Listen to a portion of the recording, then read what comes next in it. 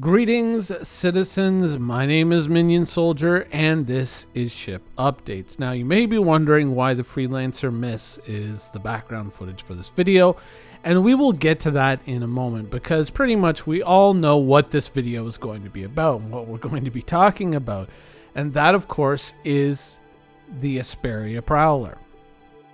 Now, certain jokes about the Asperia Prowler aside, it looks fantastic. The interior looks amazing. Now, this is, of course, it's not always this harshly lit. It's not like a Tron-esque or Tron Legacy-esque kind of environment. This is just the powered down mode.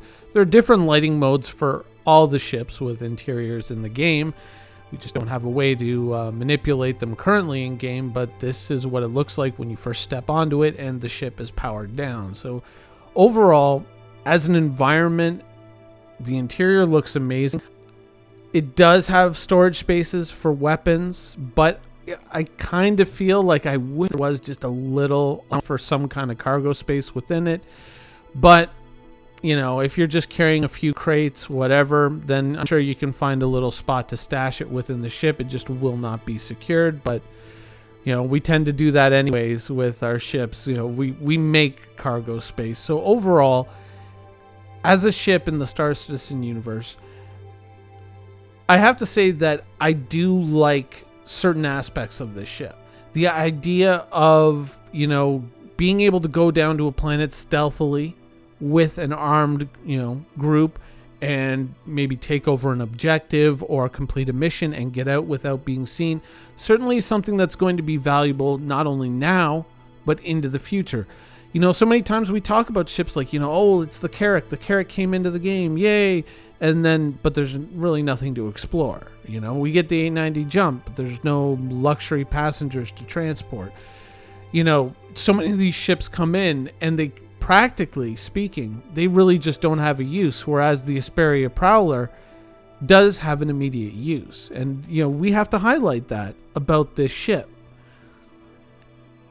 So, to a certain degree, that's one of the things that I really like about this ship. The biggest things that are the detractors, obviously, the exterior has a passing resemblance to an existing ship in sci-fi, and overall, the price tag that it originally came with, which was $450, and of course, we are probably going to be seeing it, once it becomes flight ready.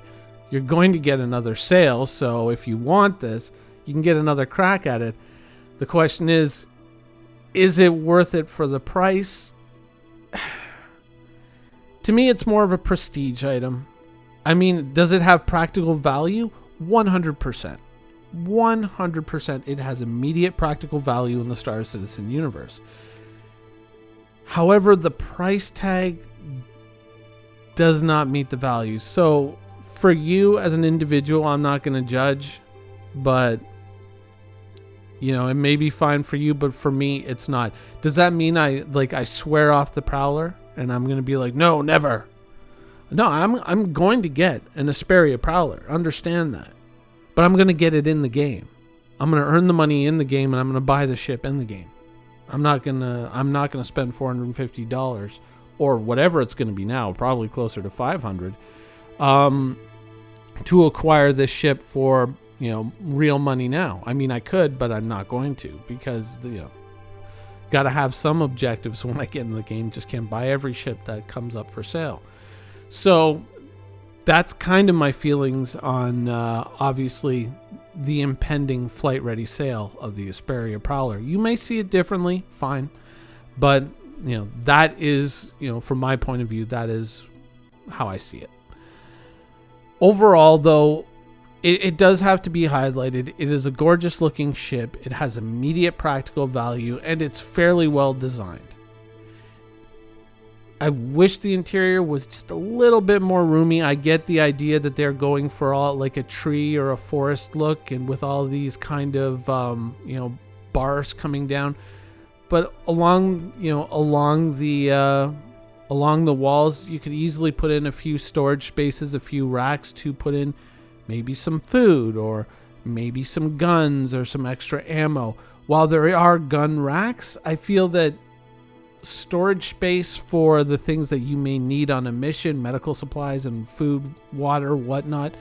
All these things, which will become a little bit more important later on in the video. I feel that there could have been more space made for this. But once again, we will see. Now, one of the things that as we kind of get on to kind of the second topic of this video, one of the things that there isn't space for in the Asperia Prowler is a toilet. And you may be wondering, well, why is that really important? But, with the impending introduction of food, part of the digestive cycle is the expulsion of that material after you've acquired its nutritional value, or most of it.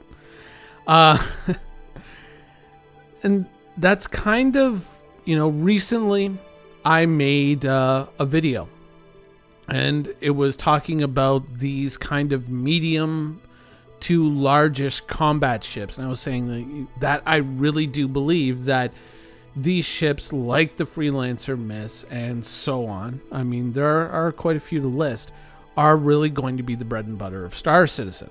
I kind of made that prediction. I said, listen, these are going to be the big dogs in the future of the persistent universe. Some people believed, some people didn't. But the truth is that it goes beyond immediate combat necessities, the ability to carry weapons, the ability to carry armor, the ability to carry cargo, to go and do the job that you need to do. Now we are getting the introduction of the food mechanic, and ships also have toilets, Now, does that mean that we're getting a poop mechanic and a poop animation anytime soon? Probably not, but that is indeed something that is probably going to be on the horizon. You wouldn't build all these toilets on ships if they were ever, if they were not going to be used. I mean, there's much more efficient ways to use that space. Now, is a food mechanic really, does that really necessarily mean that there's going to be the other side of it? And for a lot of video games for a long time, there have been, you would eat food to get buffs, or you would eat food to restore health in many video games. We're certainly not strangers to those mechanics. It's only when you get to games like niche survival games like Scum, where you enter into a place where people are where characters then have to defecate, and you have to make space for that. You have to make time for that to make sure because it represents the full digestive cycle. In Star Citizen, it is likely that is going to be something that is going to appear. You're going to have to care for your character. Your character is going to have to take showers, otherwise they're going to smell. These are interactions that we know that we are going to get. And so when you look at ships that provide the facilities also to care for your character in those ways, you start to really see the convenience factor that is also built into these ships, and why these ships are they're just so well built for the needs of the players in the Star Citizen universe. They really, really are, because they cover pretty much the entire spectrum. You can carry your weapons, your armor, you can clean yourself, you can feed yourself, you can, expel what you need to expel. Everything is generally cared for in these larger ships, whereas, a fighter, you kind of end up having to do it in your flight suit. You know what I mean?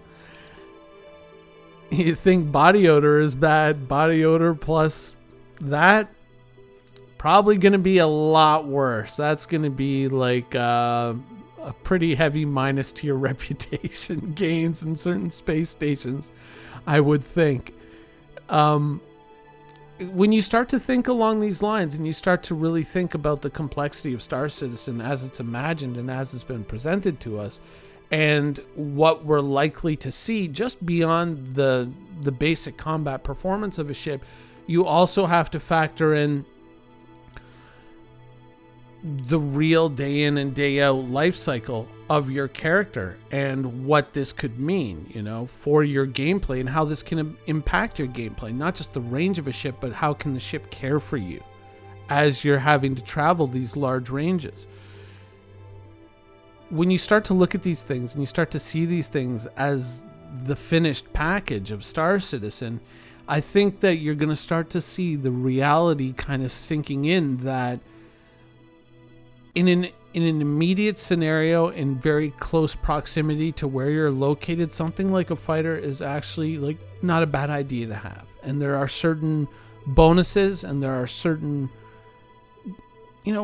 strengths to the fighter class. But overall, if you plan to go out there and explore space and really see what's over the next horizon, a fighter really just isn't going to happen. I don't think it's a terrible thing to own, but I think that as a primary ship, you may want to